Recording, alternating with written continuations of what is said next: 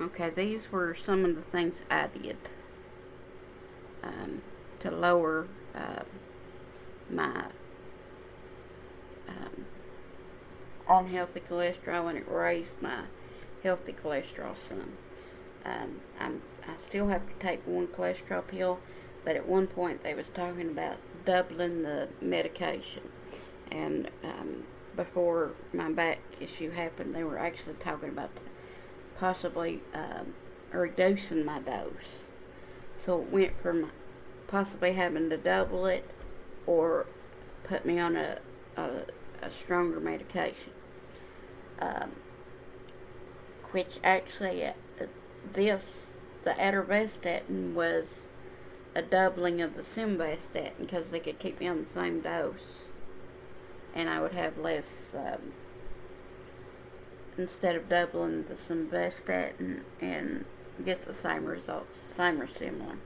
Reduce saturated fats, so I didn't eat and still don't eat as much red meat, and I don't eat full fat dairy products. 2% milk is a better option. Full fat is 4%, so you're basically halving the fat, and you can't really taste the difference. And most of that fat that they take out is the bad for you kind. Eliminate trans fats, low, or at least don't eat as much of them. Partially hydrogenated vegetables, so like the sticks of butter, or the sticks of margarine and tubs of margarine. Now, sticks are worse for you than tubs. They have more trans fats in them than the other. So, at the very least, go to that. They're often used in cookies and crackers and cakes that you find in the store. So, that's something to be aware of. And this isn't an all or nothing. At least for me, it never has been. Eat foods rich in omega-3 fatty acids. I'm on an omega-3 pill, or fish oil pill, if you want to call it that. They're the same thing. And I eat tuna fish. Like I talked about, was it on the how to lower your blood sugar one, maybe? Or maybe it was on the blood pressure one, but I think it was the lower blood sugar one. I keep pouches of tuna, and I keep them in the refrigerator. And I eat one or two of those a week in addition to the omega-3 fatty acid, or the fish oil pill. It's very good if you can do that. Increase soluble fiber. They're usually found in foods like oatmeal, most beans, but like kidney beans, has Brussels sprouts, apples, pears, things like that. A lot of fruits and vegetables and beans, in other words, have some soluble fiber and some insoluble fiber. And both are important, but for different reasons. And it's actually easier to find soluble fiber than insoluble fiber. And insoluble fiber is better for your heart. So, and oatmeal has both kinds. So if you could get 1.5 to 2 servings of oatmeal a day, it would be better for your heart if you have a risk of heart disease or heart attacks or anything like that. Add whey protein. They're found in dairy products. You can also get them in those tubs and just add a spoonful to stuff. And some of them are even flavorless. They're made to be flavorless. And some are like vanilla or chocolate. You can just put them on top of your ice cream. I used to get the low sugar ice cream from Save a Lot when we had one near us. And I would sprinkle a little bit of whey protein on it when I ate it, or sometimes I would put it in my hot chocolate or something. Exercise on most days of the week and increase your physical activity. You sensing a theme? This has been like the last 3 or 4 videos. Quit smoking if you smoke. It will improve your HDL cholesterol as well as lowering your bad for your cholesterol. Within 20 minutes of quitting smoking, your blood pressure and heart rate recover from the cigarette induced spike. Within 3 months of quitting, your blood circulation and lung function begin to improve. Within a year of quitting, your risk of heart disease is half that of a smoker. And within like 5 years, it's almost as low as if you'd never smoked at all. I think it's 5 years. I have a friend that quit simply because she had an episode. They still don't know if she had a stroke or a mini stroke or was just stressed out or what, but she had an episode where she didn't know where she was, and she was late for work. That's when all of her co-workers knew something was up, because she's the type that's never late for work. Never mind not showing up. And if you say, and if her boss called and said, you're usually here by now, and it was actually a few minutes before time for us clients to show up, and she said, well, yeah, I'm getting dressed right now. And then they didn't hear nothing from her, and so she sent a co-worker to check on her. She doesn't work there anymore, but she used to, yeah. And she comes by every once in a while just to say hi to us. Well, the one that had the episode still works there, just to be clear, but the person that checked on her doesn't. And anyway, she's never desired a cigarette after that. And so she just was like, I ain't licking that gift horse in the mouth, as they say, and it's been like 3 or 4 years now, and she can tell you like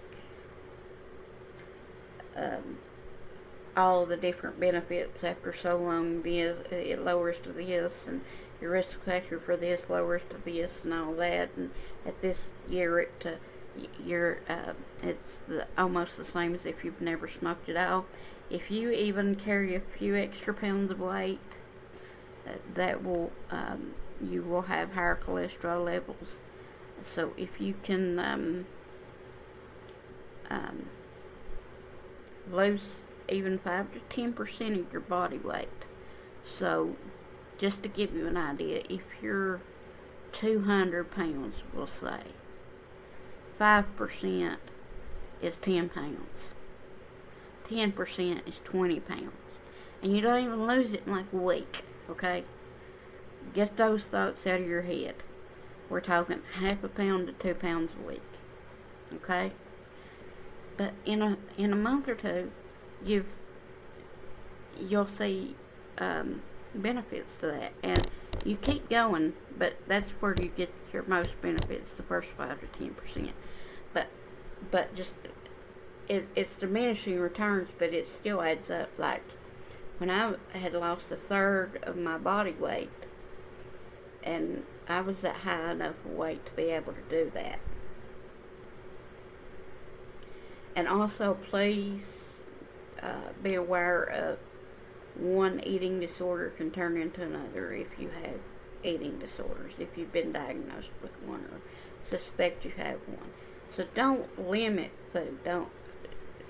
Don't be like, I can never have cake again. Please. That's a very dangerous way to think. If I want cake, I eat cake. And I don't punish myself for it.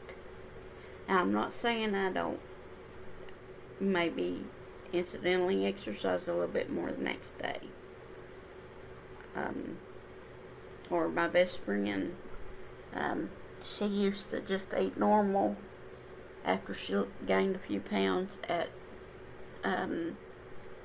Thanksgiving and Christmas. She always gained 5 to 10 pounds, but she always lost it just by going back to her regular diet and exercise. And she still ate normal, like if she wanted a small, like York peppermint patty or something, she would eat it, even though she still had a few pounds, still had those pounds to lose. And within a couple of months, she would have lost it. You know what I'm saying? If you drink alcohol, drink it only in moderation. And you may still have to be on medication, especially if it's hereditary. A lot of my family has hereditary, and that's why we're on the atorvastatin. I think that's Plavix. Let me see, because I call it that.